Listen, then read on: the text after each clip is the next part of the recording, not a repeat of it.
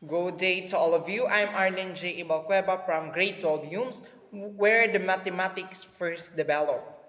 The Sumerian were the first civilizations to have developed accounting system.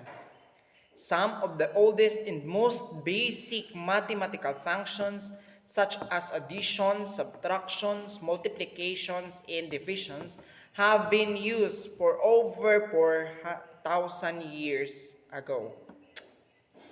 Ang mathematics ay pwedeng makita kahit saan at anumang lugar, tulad ng sa palengke, grocery, transportation, bahay at paaralan. Pwede rin ang mathematics sa anumang edad, kasarian, kulay at lahi. Ang mathematics ay walang pinipili. Ang mathematics ay applicable sa pang-araw-araw nating pamumuhay. Halimbawa na lamang nito ay kung pumunta tayo sa palengke.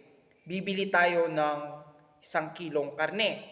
Kukumputin natin kung angkop ba ang ibabayad natin doon sa binili nating karne. Pangalawa, sa grocery store.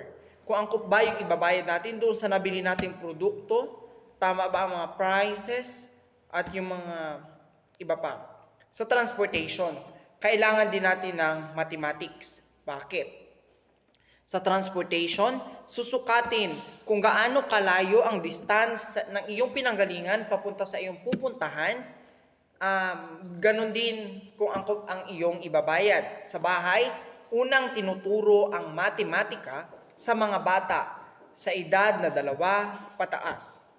At ganon din sa paaralan, mas lalong binibigyang diin sa paaralan ang matematika upang mas lalong matuto ang mga bata.